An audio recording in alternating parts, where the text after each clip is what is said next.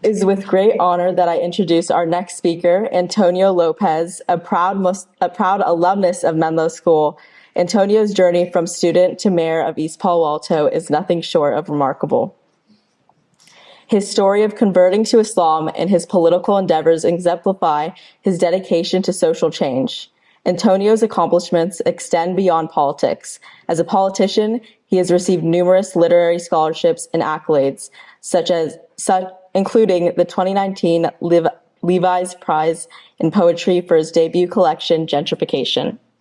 With degrees from prestigious universities like Duke University and Rutgers, New York, and the University of Oxford, Antonio's work has been featured in publications such as NPR, PEN/America, and Poetry. His multifaceted journey, marked by personal transformation and professional excellence, serves as a beacon of hope and inspiration. Please join me in extending a warm welcome to Antonio Lopez as he shares his inspiring story with us.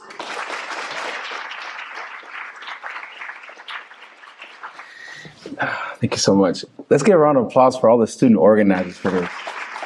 Wow. Wow. I was like, is that me? It don't sound like me. That's a lot of things for one person. Gosh, I don't know how many times I've been back to this beautiful school. Every year I come back for a different reason, but it's so good to see the administrators, so many familiar faces, my dear mentors from way back. Well, not too way back. I don't want to age them, but backing up. But, I want to just start off by, Mr. Nelson, always good to see you. And this is a compliment, but just hear me out. Every time I come back, I think to myself, I could not imagine this event at Menlo 10 years ago or when I was a kid here. And that's not an indictment of Menlo. Like, that is a barometer, a bellwether, if you will, of how far this institution has come. Like, truly and fully. Like, the first time I came to Menlo, I was a 13-year-old coming from East Palo Alto, and I'll share this with you. I was part of a program called Center for New Generation by the Boys and Girls Club, started by two people, Condoleezza Rice and Miss Susan Dorsey Ford, who ended up being the mother of one of my good friends here at Menlo. So just put that in perspective. And I remember pulling up in this lot when I was 13 years old. This is coming from East Palo Alto.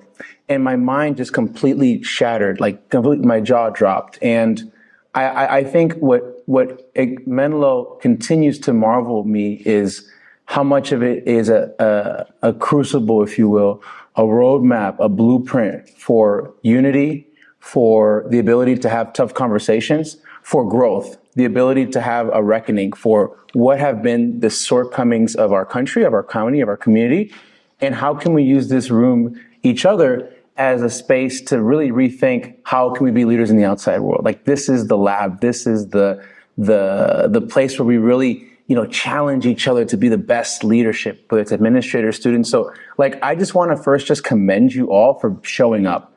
And in politics, in classrooms, going to the gym for the treadmill, showing up is half the battle, probably more than half the battle. Because, we're talking about difficult topics, Islamophobia, we alluded to what's happening in the Middle East, right? This is real stuff, guys. And just the ability to sit here, listen, have the conversation, that is nothing short of remarkable. And frankly, you're already better than most politicians, to be honest with you. So just give yourselves a round of applause for showing up, please. Okay, what can I share? So maybe perhaps without being too presumptuous, what maybe sets me apart from the rest of the speakers today, and again, if I'm wrong, please correct me, but I converted to Islam, so I wasn't born Muslim. I grew up Catholic because most of my family's from Mexican immigrants, and much of the country, as you may intuit by seeing all of us give the cross every time we pass a church, is that we're Catholic. And for me, there's one of the first things that an uncle or a sheikh or anyone looks at me and says, "My last name is Lopez." They ask me the exact same thing. How did you convert to Islam, right? And you have to sort of give this beautiful, succinct, 500 words or less synopsis of how you fell in love with the deen or the religion. And to be very frank with you, for me, coming from Menlo, coming from East Palo Alto, and becoming mayor, right, which is still crazy to me, so much of my arc of my journey has been justice and advocacy and showing up and really telling truth to power. And when I was here in Menlo, I discovered my love for writing, for literature. I see my junior year teacher, Mr. Manny, in the back. And I needed to tell my story first before I told the story of my community, of my family, of my city, of my school. And so much of Islam, when I converted at Duke, this was in 2015. And again, I was coming from Menlo, I was coming from East Paul to write this sort of trajectory of me being an activist, a thinker, a kid from EPA. And this was in 2015, and there was a lot of activism happening across nationwide universities. You may recall the Mizzou protest, football players, athletes trying to oust president. In Georgetown, there was a sit-in advocating for reparations because Georgetown sits on much of slavery. And at the same time, there was the Paris attacks, right, in France. So when we talk about the Islamophobia, right, the sort of slogans of Je suis Charlie, right, we empathize on the national stage on one group, but there was a sense of, we're not telling the whole story here. And at the same time, like literally within weeks of each other, at UNC Chapel Hill, and you may not know this, but there were 3 Muslim students that were killed in what was ostensibly a hate crime. And UNC is 13 miles from Duke, so they're literally right next to each other. And it was just sort of this coagulation, this fomentation of injustice, of activism. There was a couple, when we talk about the professor spoke about sort of this not segregation, but the different sort of ethnic minglings within Islam. Within Durham, there are a bunch of masajid or mosques, many of them, some Pakistani, many of them African-American. And so the workers at Duke, many of them were African-American. I began to fraternize with them and learn more about Islam just because I became curious. They'd wear these, beautiful beards that were dyed, and they wore what's called thobes. I'm a curious guy, so I kept asking questions. And of course, in the back of my mind was Malcolm X's autobiography, the Black Muslim movement. So when we talk about the history of Islam, it continues all the way to the present day. And when I think Brother Anas talks about like the spirituality of it, the act of prostrating, of having deep reverence, of putting your forehead to the ground, I had never experienced more of spiritual beauty in my life. And that was what drove me to convert. And when we talk about sort of, misconceptions or Islamophobia, I'll be very frank with you all. Like when I told my family that I converted, and I'm not trying to be comical or over dramatic, they genuinely thought I was, being recruited by ISIS. And it sounds silly. It really does sound silly to now in retrospect, but you have to keep in mind, like the Paris attacks had just occurred, and Univision and all the Spanish language media was doing full all-to-all coverage of men in garbs, right? Saying some obscure Arabic, touting the flag, right? Because our country is unfortunately very misinformed about the religion. And there's this concept in Islam called dawah, which kind of translates to outreach. And, a very sort of stereotypical example of it is like, there's like a booth and somebody gives you like a Quran and saying, excuse me, brother, have you found the religion, right? Like kind of like almost Jehovah's Witness. But, dawah isn't truly for me that. Like, when I converted to Islam and I genuinely started to talk to my family and explain to them, here's what fasting is, here are the 5 pillars, here's what I'm praying about, here's what, Jesus is mentioned in the Quran, Virgin Mary, like that work of educating people, of trying to demystify some of these, this distorted tenets of the faith, just by me existing was dawah. And I want to implore to the Muslim students in the room especially, but in everyone, that work is dawah. To be navigating a space and upholding the best of your community, whether it's the Sunnah, which we believe in the Prophet, peace be upon him, or just in general, to be a good person, the gold standard, the golden rule. This is, to me, the best activism, the best way of really advocating for the critical issues of our time. And I just want to say, because it's on my mind, because I'm campaigning, I'm running for office, and I'm talking to all these voters about the key issues of the day, right? Climate change. We're the most at-risk county that's going to be sea level rise in San Mateo.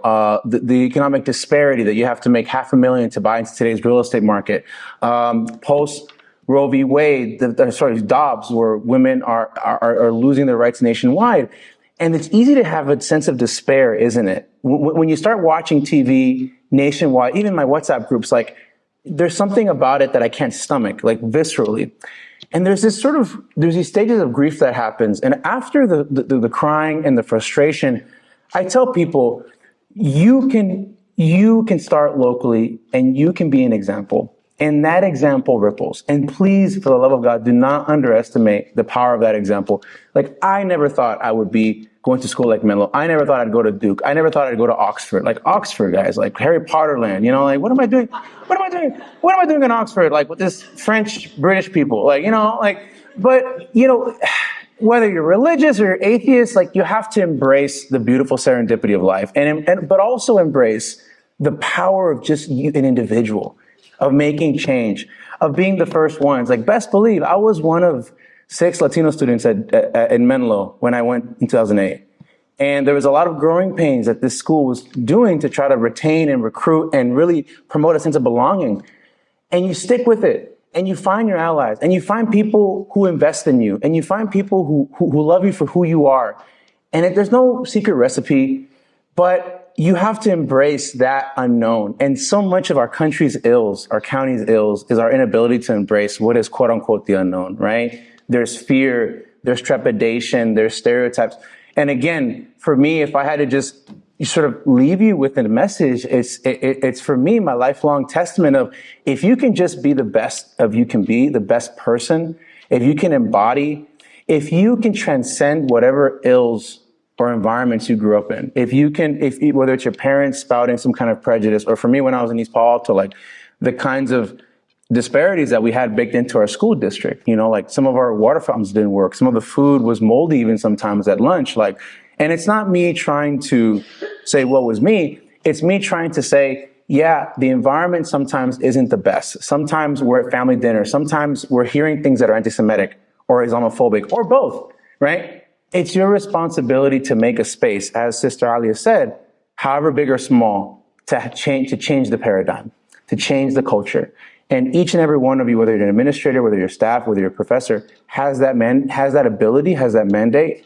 And we all do our part, right? That's really what it is. And for me, that's the Islam that I fell in love with. It's one, we say every time we pray, Bismillah ar-Rahman ar-Rahim, the honorable, the merciful, the beneficent, right? Mercy is one of the most repeated tenets in Islam, right? This notion of, and what's interesting too, and I'll stop being a nerd after this, is, how in Western culture, we have this idea of to hell with good intentions? Like, in other words, that even if you meant to be good, if your end result is negative, that's still shame on you.